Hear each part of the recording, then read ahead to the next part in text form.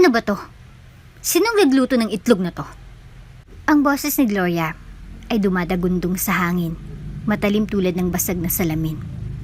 Tumibok ng mabilis ang puso ni Tammy. Alam niyang tono ng tinig na iyon. Dahan-dahan siyang lumapit sa dining area. Ang makamayay basa pa mula sa paghugas ng pinggan. Ako po, Tita Gloria. Ang sagot niya ng mahina. Bakit maalat? Sinadya mo bang kaming patayin sa asin? Ang mabutas ng ilong ni Gloria ay lumapad habang itinuturo si Tammy ng isang matalim na daliri. Pasensya na po, Tita. Di ko po sinasadya. Sagot ni Tammy, nakayuko upang itago ang galit na namumuo sa kanyang mga mata. Sus, pati itlog di mo ma-perfect. Anong silbi mo rito kung ganyan ka rin lang? Wika ni Maxine, hindi man lang nag-abala na tumingin. Hinaplos ni Tammy ang kanyang mga kamao, ngunit hindi nagsalita. Tumingin siya kay Linda na nagbigay ng mahinang tanda ng ulo. Hindi dito, hindi ngayon. Parang sinasabi ng kanyang mga mata. Kung bago ka pa lang sa channel neto, ibang kwento ni Ate Jane, istorya mo, ikwento ko. Huwag kalimutang pindutin ang notification bell at subscribe button. Hanggang sa kanyang matandaan, ang mundo ni Tammy ay binubuo ng mga basahan, kaldereta, at ang matalim na sakit ng mga salitang mapangmata. Sila ng kanyang ina, si Linda, ay naninirahan bilang kasambahay sa marangyang bahay ng kanyang tiyahin na si Gloria at ng kanyang pinsang si Maxine. Bagamat magkadugo, itinuring silang parang estranghero. Umasmasahol pa, parang mga disposable na manggagawa. Bawat utos, bawat insuladong salita, bawat mapanghamak na sulyap ay paalala na sa bahay na ito, sila ay nasa pinakamababang antas. Nagsisimula ang araw ni Tammy bago sumikat ang araw. Habang karamihan ng tao ay natutulog pa, siya ay nagsisipaglinis ng sahig, nagpuputol ng gulay, at nag-iimpake ng mga bagong labang damit. Nagtatrabaho rin ng husto ang kanyang ina. Madalas ay nagpupuyat upang matapos ang mga mabilisang request ni Gloria, gaya ng pamamalansya ng mga kortina o paghugas ng mga sutlang scarf na hindi naman ginagamit. Isang malamig na umaga, ang buong bahay umalingaw-ngaw sa matalim na tunog ng isang plato na nabasag sa sahig ng marmol. Ano ba to? Sinong nagluto ng itlog na to?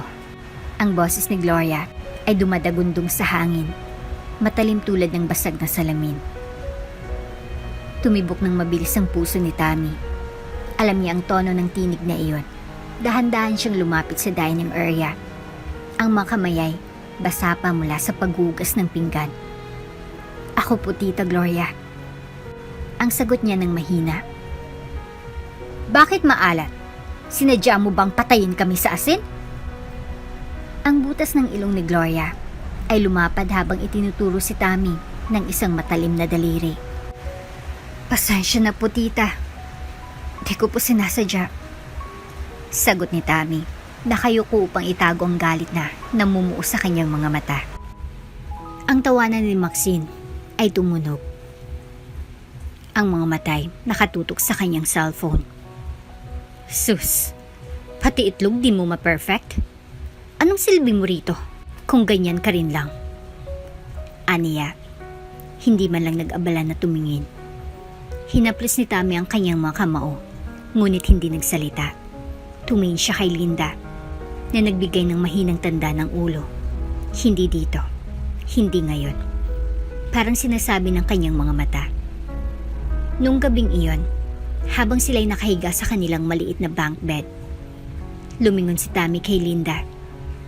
Ma, hanggang kailan tayo ganito? Kahit kamag-anak tayo, para tayong mga hayop dito. Mahina ngunit matatag ang boses ni Linda. Anak, hindi habang buhay ganito. May plano ang Diyos, basta't matuto kang magtiis at magsumikap.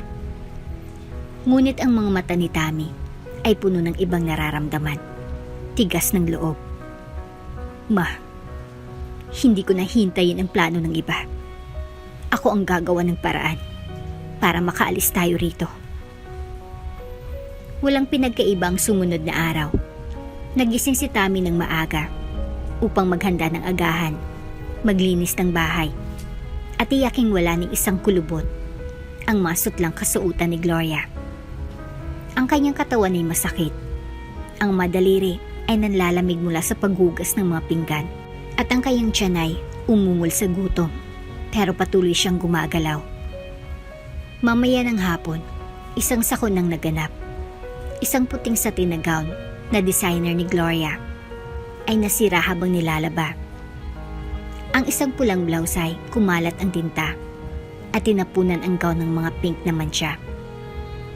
Nahulog ang puso ni Tammy nang makita niyang nagbagong hitsura ni Gloria dahil sa galit. Anong ginawa mo sa damit ko? Mahal to, Tammy. Hindi to mabibili ng sahod mong kakarampot. Ang boses ni Gloria ay matalim at nakakasakit. Hindi ko sinasadya, Tia. Pasensya na po, sabi ni Tammy.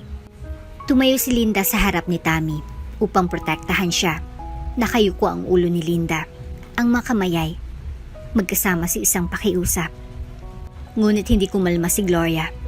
Hinila nitong buhok ni Linda at binangga ng malakas. Ang sigaw ng sakit ni Linda ay bumasag sa katahimikan ng kusina. Tama na! Ang boses ni Tammy ay dumaguntong sa buong kwarto habang hinila ang kamay ni Gloria mula sa buhok ng kanyang ina. Hindi niyo po kami pwedeng saktan ng ganito. Trabahador niyo kami. Oo, pero tao pa rin kami. Napawi ang shock mula sa mga mata ni Gloria. Pakiulit nga, Tammy. Matapang ka na ngayon. Palibhasa. Masyado na kayong kumakain ng maayos dito. Kung ayaw niyo dito, umalis kayo. Pero kung dito pa rin kayo titira, sumunod kayo sa mga utos ko. Hinigpitan ni Tammy ang kanyang panga. Nakatingin siya kay Gloria.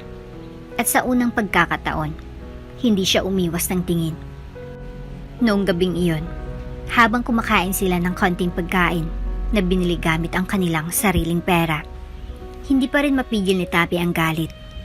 Tumingin siya kay Linda na tahimik nang umunguya ng pagkain. Ma, hindi ko na kaya. Kailangan na nating umalis dito, sabi ni Tammy. Ang mga matay nakatutok sa kalahating kanin na mangkok sa harapan niya. Huminga ng malalim si Linda. At saan tayo pupunta, anak? Wala tayong matitirhan. Wala tayong ipon. Ang mga mata ni Tammy ay kumislap ng determinasyon. May nakita akong helper wanted. Na-sign sa pabrika malapit sa palengke, ma. Susubukan ko mag-apply. Napalaki ang mata ni Linda. Anak, kakayanin mo ba? Pagod na nga tayo dito. Dadagdagan mo pa ng trabaho? Mas mabuti na to kaysa magtiis habang buhay, ma. Sagot ni Tammy. Ang mga matay puno ng tahimik na apoy. Hindi ko gustong tumandang alipin. Amoy ng mga sinulit at bagong tela ang hangin. Ang tunog ng mga makinang pangtahi ay pumuno sa tenga ni Tammy habang papasok siya sa labi ng pabrika ng tela. Ang mga kamay niya ay patuloy na kumikilos habang hinihintay niya matawag para sa kanyang interview. Nagpractice siya buong gabi. Inulit-ulit ang mga sagot sa posibleng mga tanong. Kaya ko pong magtrabaho ng mahabang oras. Alam ko pong makisama. Handa pa akong matuto. Nang tuluyan siyang tawagin, pumasok siya sa maliit na opisina. Ang manager, isang babae sa kanyang 40s na may salaming nakapatong sa ilong, ay tiningnan si Tammy mula taas ng kanyang salamin. May experience ka ba, Iha? Wala po, pero mabilis pa ako matuto, sabi ni Tammy nang may kumpiyansa. Pinagmasdan siya ng manager mula ulo hanggang paa. Pagkatapos ng ilang saglit, tumango siya.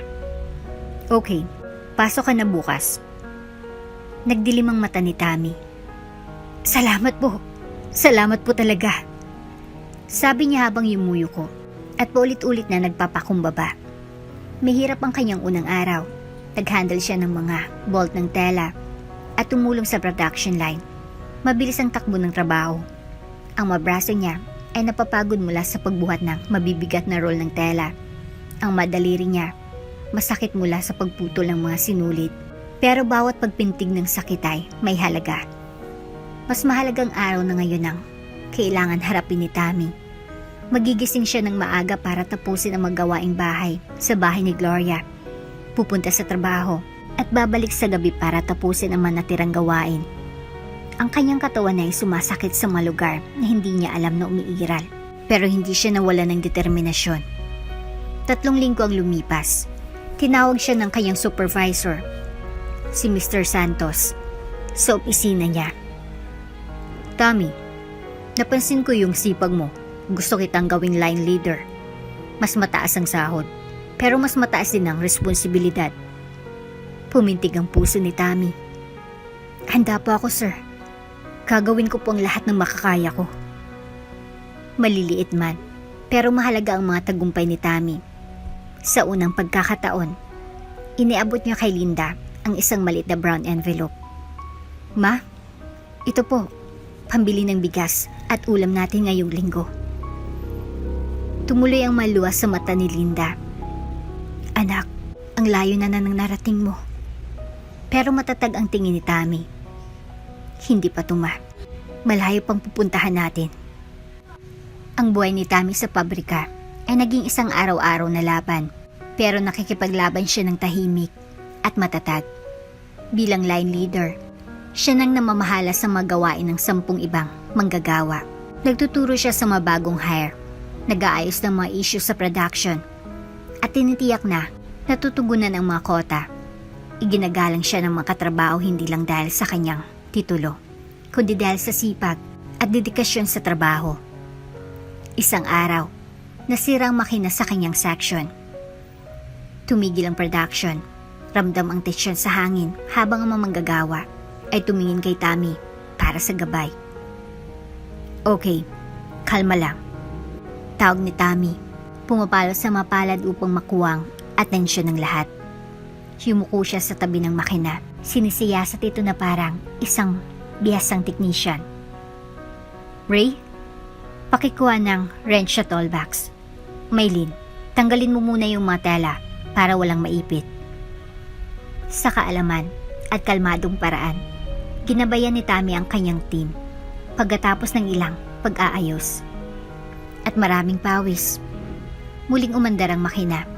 Nag-ibang tunog ng mga cheers mula sa buong team. Nakita ni Mr. Santos ang lahat ng nangyari. Pagkatapos ng araw na iyon, tinawag siya ni Mr. Santos sa tabi. Tammy, natural leader ka. Kung ganito ka palagi, hindi malayong maging production supervisor ka. Nagniningning ang mga mata ni Tammy. Salamat po, sir. Pangarap ko pong makaahon ng pamilya ko. Kaya gagawin ko pong lahat ng makakaya ko. Ang tagumpay ni Tammy hindi nakaligtas sa mga mata ng iba. Lalo na ng mga hindi nais siyang magtagumpay. Isang araw, nakatanggap siya ng isang urgent na tawag mula sa kanyang manager. Tammy, may reklamo laban sa'yo. Sabi ni Mr. Santos na malalim ang boses. May tumawag dito. Sinasabing nangungopya ka raw ng disenyo ng ibang kumpanya. Humintong tibok ng puso ni Tammy. Sir, hindi totoo yan. Kahit kailan, hindi ko nagawa yan. Alam ko, sabi ni Mr. Santos na may maliit na ngiti. Alam ko kung sinong tumawag. Kamag-anak mo raw, si Gloria. Hinigpitan ni Tammy ang mga panga. Inaasahan niya ang pagsalungat mula kay Gloria. Pero hindi ganito. Hindi pa ako susuko, sir.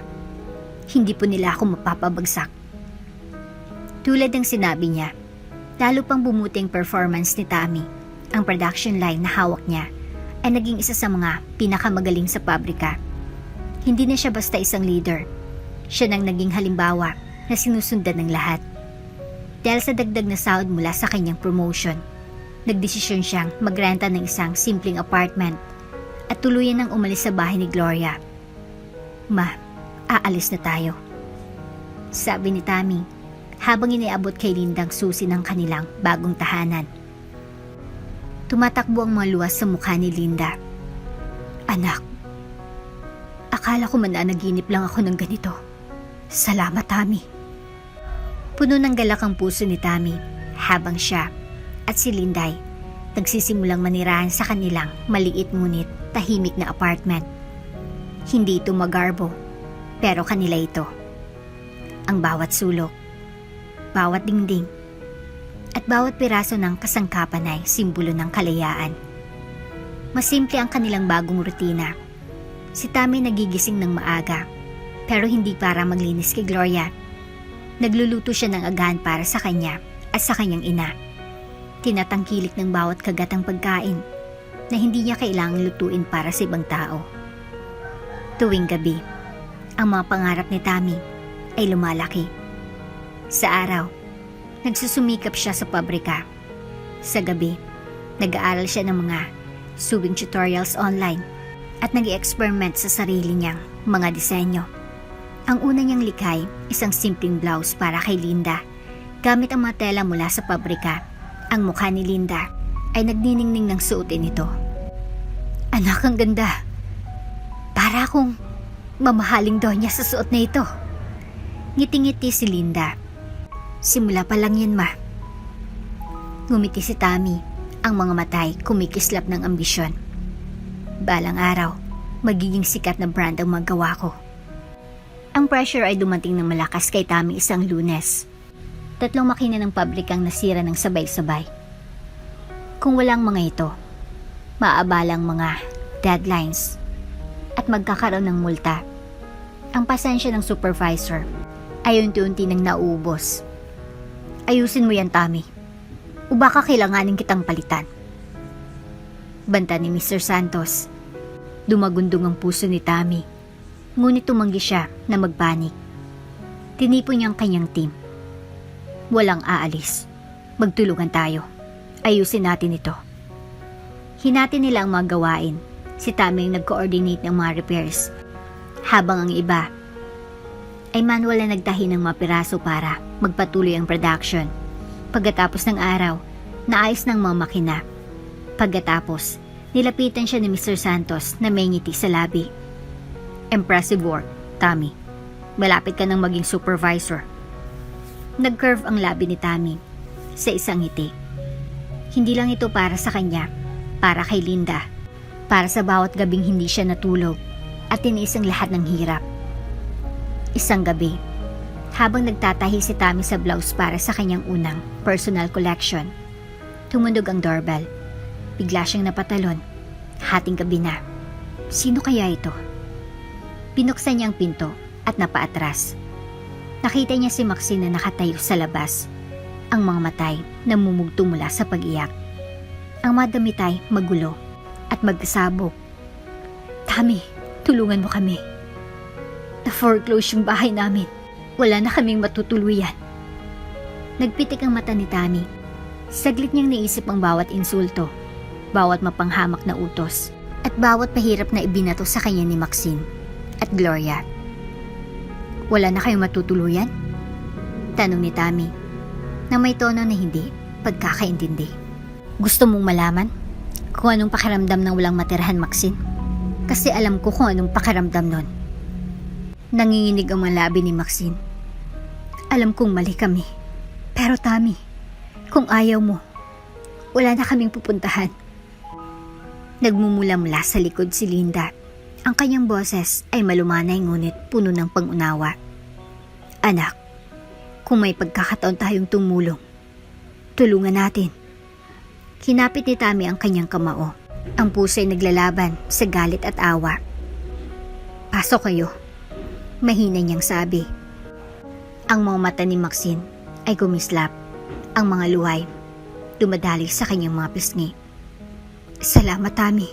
Salamat. May kondisyon. Dagdag ni Tami ng malamig. Sa bahay ko, walang reyna dito. Lahat nagtatrabaho. Malinaw? Tumango si Maxine ng mabilis. Oo, malinaw. Salamat, Tami. Ang pamumuhay kasama si Maxine ay hindi madali. Hindi siya sanay sa kababaang loob na kailangan para makatira sa ilalim ng bubong ng iba. Iiwan niya ang mga maruruming pinggan sa lababo. Tatangging maglaba at magrereklamo tungkol sa init. Ang pasensya ni Linda ay halos santo, ngunit kay Tammy, hindi. Maxine, linisin mo yung iniwang pinggan. Asik ni Tammy isang gabi nang makitang tambak na hugas ang pinggan. Hindi ko yan iniwan. Baka si Tita Linda. Sigaw ni Maxine, iniikot ang mga mata. Sumabog ang pasensya ni Tammy. Magpakatino ka. Hindi ka na prinsesa rito, Maxine. Kung gusto mong tratuhing espesyal, umalis ka at maghanap ng sarili mong kastilyo. Namula si Maxine sa kahiyan. Kumuha siya ng espongha at nagsimulang maghugas ng pinggan. Ang buhay ni Tammy patuloy na umaangat, ngunit laging may mga bagong hamon na dumarating. Ang kanyang sipag sa pabrika ay nagsimulang magbunga at sa wakas, nakapag-ipon siya ng sapat na pera upang bumili ng sarili niyang makina. Isang makinis at modernong modelo na kayang magtrabaho sa kahit na pinakamahinang tela.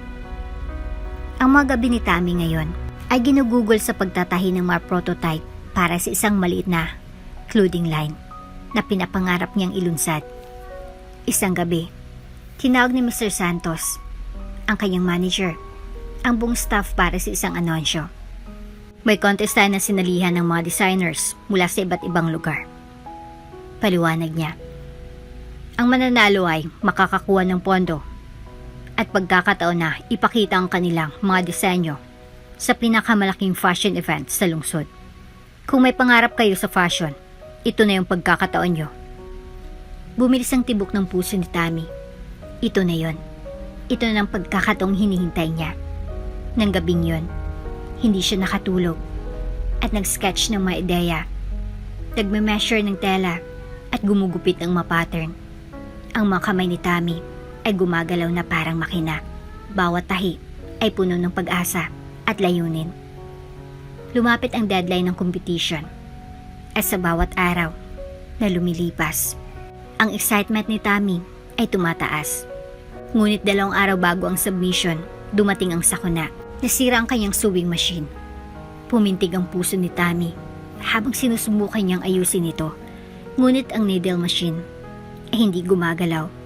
Napuno ang mga mata niya ng luha. Hindi, hindi, hindi. Sana hindi ngayon. Mumunti niyang sabi. Ang madaliri niya ay sumasakit mula sa pag-urong sa makina. Ngunit ayaw pa rin gumalaw. Lumapit sa kanya si Linda at hinaplos ang balikat niya. Anak, baka kailangan mo ng tulong. Baka may technician na pwedeng tumingin yan bukas. Wala ng oras, ma. 2 araw na lang. Sagot ni Tammy. Ang tensyon ay ramdam na ramdam.